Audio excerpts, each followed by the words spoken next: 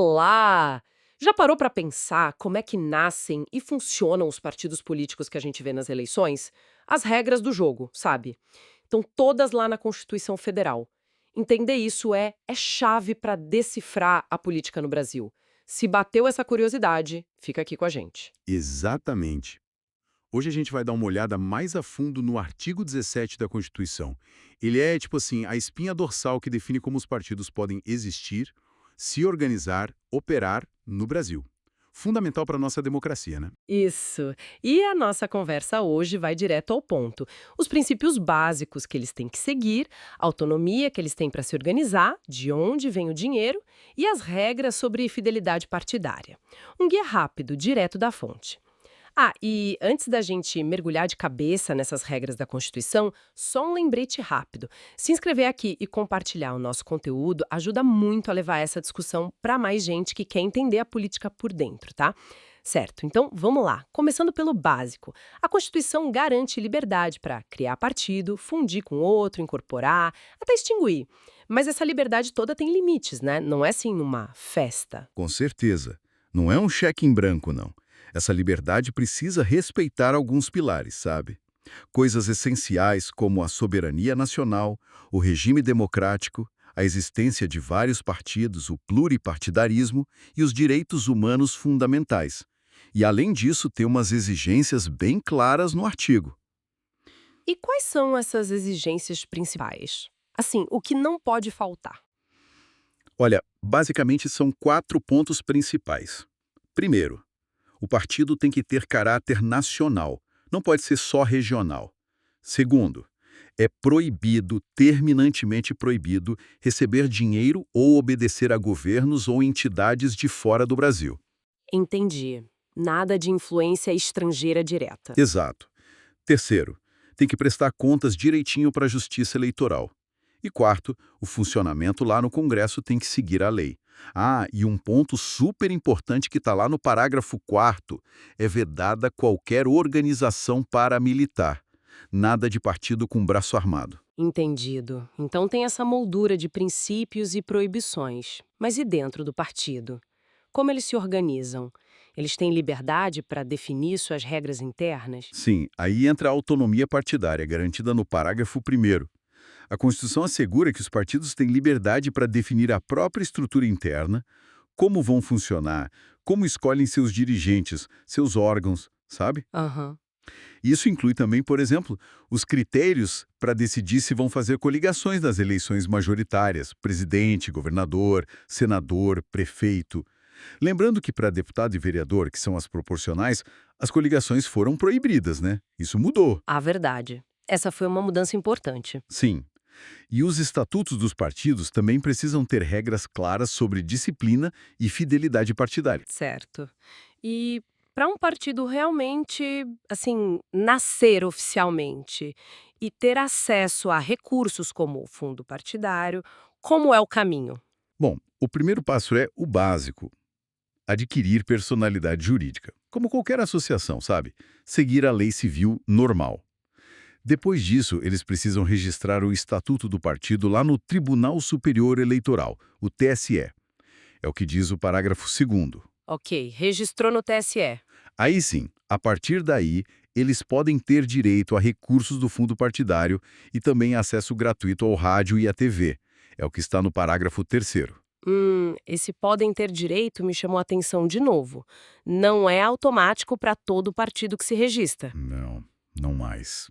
Desde 2017, com a Emenda Constitucional 97, existe a tal da cláusula de barreira, ou cláusula de desempenho. Para ter acesso a esse dinheiro público e ao tempo de mídia, o partido precisa mostrar que tem uma certa força nas urnas, especificamente nas eleições para deputado federal. E como funciona essa barreira? O que o partido precisa fazer? Tem duas formas alternativas de passar por ela. Ou o partido consegue no mínimo 3% dos votos válidos em todo o país, e esses votos têm que estar distribuídos em pelo menos um terço dos estados ou DF, com um mínimo de 2% em cada um deles. Uau! É bem específico. Ou então, a outra forma é conseguir eleger pelo menos 15 deputados federais, e eles também precisam estar distribuídos por no mínimo um terço dos estados ou DF, uma coisa ou outra. Entendi. É uma régua para medir a representatividade nacional, então. Mas e se um deputado foi eleito por um partido que não conseguiu passar por essa barreira? Ele perde o mandato? Não, de jeito nenhum. O parágrafo 5º garante o mandato dele. A Constituição protege quem foi eleito nessa situação. E mais, ele pode até se filiar a um outro partido, um que tenha superado a cláusula sem perder o mandato por isso. Ah, interessante. Só tem um detalhe importante. Essa filiação dele não vai contar para distribuir mais recursos do fundo partidário ou mais tempo de rádio e TV para o novo partido. É só para ele não ficar sem legenda, digamos assim. Faz sentido. Agora, falando em trocar de partido, e a fidelidade partidária para quem foi eleito por um partido que cumpriu as regras? Se a pessoa quiser sair, ela pode? Como fica? Aí a coisa muda de figura. O parágrafo 6º, com a redação que veio em 2021, é bem claro. Deputados federais, estaduais, distritais e vereadores que se desligarem do partido pelo qual foram eleitos, regra geral, perdem o mandato. É a tal da fidelidade partidária levada a sério. Perde mesmo, direto, assim. É a regra. Mas, sempre tem um mas, né? Existem exceções. A perda do mandato não acontece se o próprio partido concordar com a saída da pessoa, o que chamam de anuência, ou então em outras situações que a lei define como justa causa. E quais seriam essas justas causas? A lei detalha. Sim, a legislação infraconstitucional detalha. Mas mesmo nesses casos de exceção, onde a pessoa pode sair sem perder o mandato, vale a mesma regra que a gente falou antes. Essa migração não conta para efeito de distribuição de recursos públicos ou tempo de rádio-TV para o novo partido. Entendi. A regra é a perda, mas com janelas específicas para troca sem punição, só que sem levar vantagem para o novo partido em termos de recursos. Exatamente. O artigo também trata de dinheiro, mas de um jeito diferente, né? Direcionando para grupos específicos. Isso é mais recente, certo? Sim, são edições importantes e mais recentes, focadas em representatividade. O parágrafo 7º, que veio com a emenda 117 de 2022, exige que os partidos apliquem no mínimo 5% dos recursos do fundo partidário em programas para promover e difundir a participação política das mulheres. Só 5% para programas? 5% do fundo partidário para programas de incentivo. Mas tem mais. O parágrafo 8º da mesma emenda 117 vai além e determina que, do dinheiro de campanha tanto do fundo partidário quanto do fundo eleitoral, o FFFC, e também do tempo de rádio e TV, no mínimo 30% tem que ser destinados às candidaturas de mulheres, número de candidatas lançadas. E a novidade mais recente ainda é o parágrafo 9º da emenda 133 de 2024. Ele estabelece que, dos recursos de campanha FEF e fundo partidário, os partidos devem aplicar obrigatoriamente 30% em candidaturas de pessoas pretas e pardas, conforme a estratégia que o partido definir. Uau, então o artigo 17 é bem denso. Deixa eu ver se entendi o panorama geral. Temos a liberdade para criar partidos, mas com regras claras ligadas à democracia e soberania. Eles têm autonomia interna para se organizar. Existe uma cláusula de barreira para ter acesso a dinheiro público e tempo de mídia. A regra geral para quem troca de partido é perder o mandato, salvo exceções. E agora temos cotas mínimas de financiamento para candidaturas de mulheres e de pessoas pretas e pardas. É isso. Perfeito.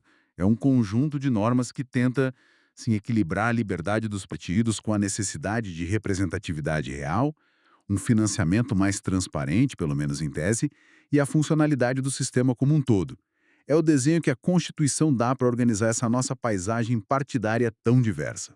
Fica a reflexão, né? Como será que a aplicação dessas regras todas, e especialmente a cláusula de barreira e essas cotas mais recentes, está de fato impactando a criação de novos partidos, a dinâmica de poder entre os que já existem e, principalmente, a representação da diversidade brasileira lá no Congresso e nas outras esferas? É um equilíbrio bem delicado. Sem dúvida. E a forma como essas normas são interpretadas e aplicadas pelos tribunais, especialmente o TSE e o STF, continua moldando o cenário político a cada eleição. É um debate que não para. Bom, esperamos que essa nossa conversa sobre o artigo 17 tenha ajudado a clarear um pouco as regras desse jogo tão importante que é a política partidária no Brasil. Com certeza. Foi um prazer discutir esses pontos. Até a próxima. Até logo!